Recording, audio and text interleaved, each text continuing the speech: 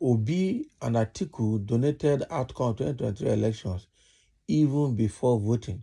Soyinka fires fresh salvo. Can you imagine? So this old man is still writing. How did they donate the outcome?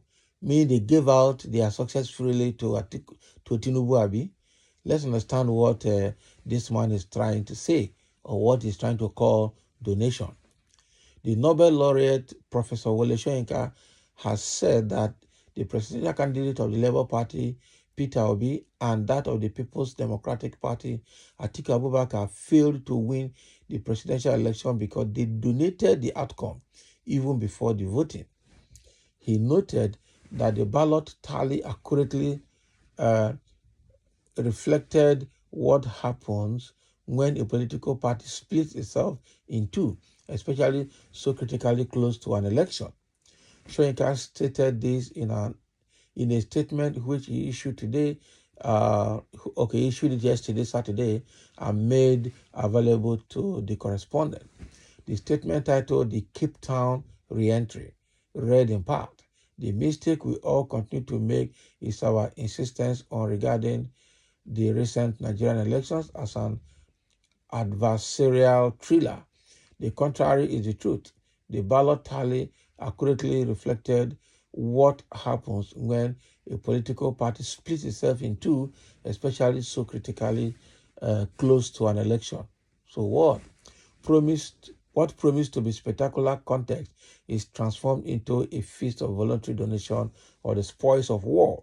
Now, wow. So because PDP had an issue, I know Peter Obi sprung out of PDP and then joined the Labour Party, and so by so doing, the votes of PDP actually got splitted between PDP and Labour Party. I'm sure that is what Wole Soyinka is trying to analyze here using his poetic way of writing and communication. Okay? So he continued, that, however, is not always the ultimate destination. The regifting may continue, prodded by a sudden surge of regret. There remains lurking in the background a far more potent beneficiary. In this case, we easily recall it as the unregistered but loudly canvassed IPP, the interim. People's Party, usually to be found in bed with the military. The notorious dirty interview, menacing, intimidating, and unambiguous, sets the scene for such re-entry. Then history repeats itself over and over again, as currently manifested along the West African sub-region. The call to arms is made literal by those whose trade is precisely that of arms. Can you imagine? Okay, so that is the issue of the military coup that is taking place in West Africa. So he added that barring such abrupt patriotic intervention, however, the last word belongs to the Supreme Court. Until that conclusive hour, okay, wherever and whenever the subject turns to the Nigerian election, my contribution can be taken for granted in advance. Peter Obi did not win the Nigerian 2023 election. Jointly with his ex-Y colleague of the PDP, Atiku Abubakar, they donated the outcome even before the voting. Let politicians and their cohorts learn to take responsibility for the consequences of their choices within democratic options. Now, wow. Now, people are reacting to what he's saying, and I'm sure they will throw jab at him. They will ask him questions now. Someone say, Professor, sir, how is life in Nigeria now paid in dollars? Abi, that's the question, and he won't answer that. Another person is saying, as I have said earlier, both Peter Obi and Labour Party and Atiku Abubakar of PDP know quite well that they didn't win 2023 presidential election. They are only playing to the gallery for their supporters. Can you imagine? So that is what that one is saying. So with the way the election went, you people are happy, Abi?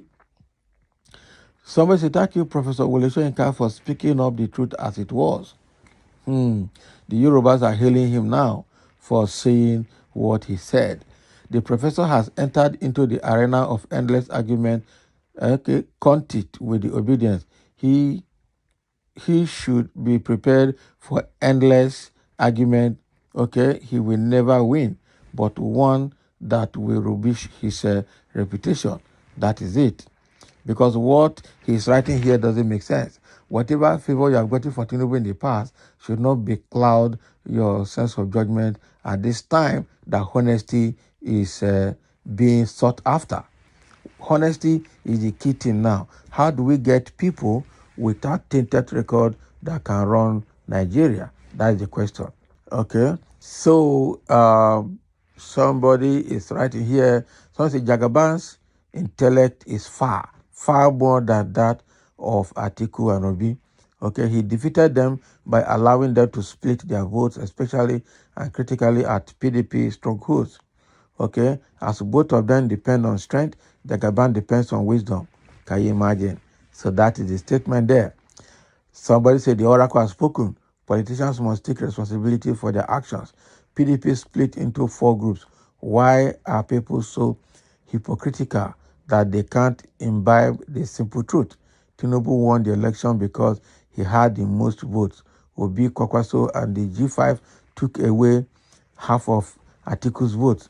Anyone who argues against this narration should seriously examine him or herself. It is the absolute truth.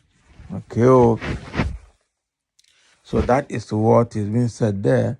So what Soyinka has come out to say again is that, Peter Obi and Atiku donated their vote. They donated the outcome of the election even before the vote, just because they allow PDP to split into pieces, and then part of PDP vote went to Labour Party. So Labour Party did not get enough vote to win. PDP lost a lot of votes to win. So that is what Nobel laureate Wole Soyinka is trying to explain here. But the fact remains that it's not one part is the voting, 2 is the rigging that took place during the voting, and INEC aided that rigging. Unfortunately, all of them are members of the same group, and so they are just complementing each other to sustain the rigging and sustain the winning that was announced by INEC, which is not good for us. No problem.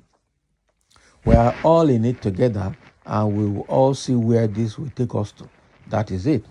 We will all see where this will take us to, because at the end of the day, the life is hurting everybody in Nigeria. There's no one that's exempted. Okay, if you like, live abroad. You have relatives in Nigeria that are crying. You will support them. Quite unfortunate situation. I know that God will help us. Deliverance and freedom will come when it will come. For now, we are within internal slavery. That is the way I see it, in the hand of Nigerian politicians. So thank you for listening, and let's have your comments.